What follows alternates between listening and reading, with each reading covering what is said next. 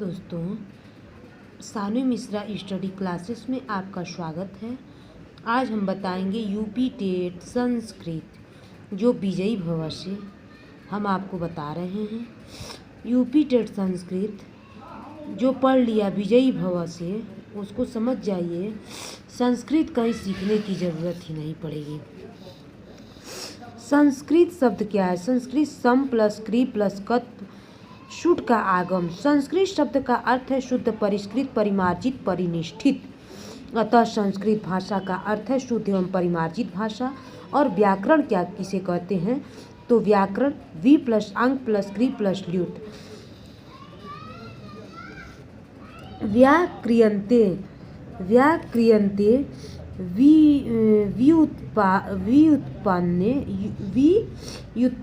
व्युत्पाद्यन्ते। Sorry, दिख नहीं रहा था, जाइए और क्लियर कर देती हूँ। हाँ, व्याक्रियन्ते व्युत्पाद्यन्ते अनेन इति व्याकरणम, जिसके माध्यम से शब्दों की व्युत्पत्ति या निष्पत्ति बताई जाए वही व्याकरण है। माध्यम क्या है?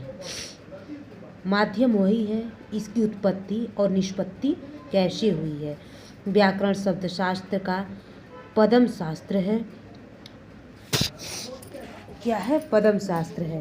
त्रिमुनि, संस्कृत व्याकरण के त्रिमुनि हैं। कौन कौन से? पाणिनि, कात्यायन या वररुचि, कात्यायन को वररुचि या वररुचिकार भी कहते हैं, और पतंजलि। अष्टाध्यायी व्याकरण शास्त्र का महत्वपूर्ण ग्रंथ है।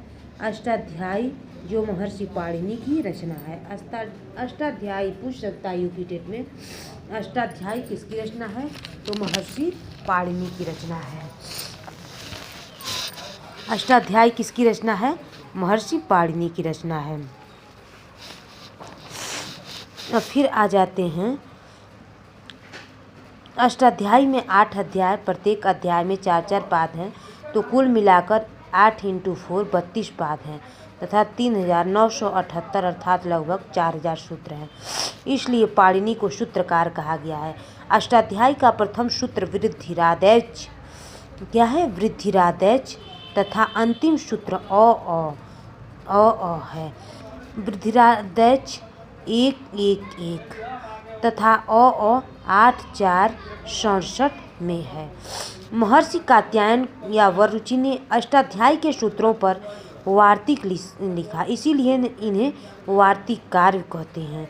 महर्षि पतंजलि ने अष्टाध्यायी के 4000 सूत्रों पर एक विस्तृत भाष्य जिसे महाभाष्य कहते हैं। इसलिए व्याकरण शास्त्र को भाष्यकार के रूप में पतंजलि प्रसिद्ध है। महाभाष्य में कुल 84 अहिक हैं। क्या है? 84 अहिक हैं। भट्टोजीदीक्षित ने सूत्रों पर वृत्ति लिखी, इसलिए इन्हें वृत्तिकार के नाम से जानते हैं। सिद्धांत कौमुदी इनकी प्रसिद्ध रचना है। भट्टोजीदीक्षित किसकी रचना है? भट्टोजीदीक्षित की रचना कौन सी है? सिद्धांत कौमुदी। वर्ण विचार, वर्ण अथवा अक्षर। हम मुख से जिन ध्वनियों का उच्चारण करते हैं उन्हें वर्ण अथवा अक्षर कहते हैं। वैसे तो न क्षरति इति अक्षर, ऐसा अक्षर शब्द का व्युत्पत्ति लभ्य अर्थ है, अर्थात इनका क्षरण या विनाश न हो, वे अक्षर है। अक्षर किसे कहते हैं? अ मीन्स नहीं, क्षर मीन्स विनाश। जिनका विनाश न निश्चित हो उसे क्या कहते हैं? उन्हें अक्षर कहते हैं। वैसे अ ई उ क ख ग आदि, परंतु सामान्यतया वर्ण या अक्षर समानार्थी समझे जाते हैं। वर्ण 2 प्रकार के होते हैं। वर्ण कितने प्रकार के होते हैं? 2 प्रकार के होते हैं, जिन्हें स्वर अच कहते हैं। स्वर को हम क्या कहते हैं? अच। और व्यंजन को क्या कहते हैं? हल। ये संस्कृत में ही कहते हैं। हिंदी में स्वर को स्वर ही कहेंगे और व्यंजन को व्यंजन ही कहेंगे। स्वर को अच। स्वयं राज्यन्ते इति स्वरः। स्वयं राजन्ते इति स्वरः। स्वर वे ध्वनियाँ हैं।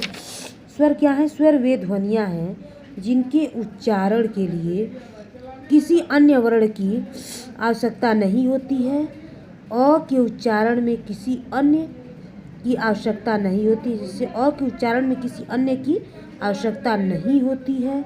स्वर या व्यंजन वर्णों की आवश्यकता नहीं पड़ती है, इसलिए अ स्वर है। इस प्रकार अ ई उ क ख ए ओ आए औ ये सभी क्या हैं? स्वर हैं। स्वरों की संख्या आप बता रहे हैं। स्वरों की संख्या संस्कृत व्याकरण शास्त्र में स्वरों की संख्या 9 मानी गई है। जैसे अ ई उ री, ल ए ओ ऐ औ। वे सभी स्वर अच प्रत्याहार के अंतर्गत परिगणित हैं, इसलिए स्वरों को अच भी कहा जाता है। मूल स्वर 5 हैं। मूल स्वर कितने हैं संस्कृत में? 5 हैं। मूल स्वर कितने हैं? 5 हैं। अ ई उ री री, अ ई उ री री, ये 5 मूल स्वर कहे जाते हैं। संयुक्त स्वर ए ओ ऐ औ, ये 4 संयुक्त या मिश्रित स्वर कहे जाते हैं। अ कैसे बना है? अ प्लस ई बराबर ए, अ प्लस उ बराबर ओ, अ प्लस उ बराबर ओ, अ प्लस ए बराबर ए, अ प्लस ओ बराबर अ।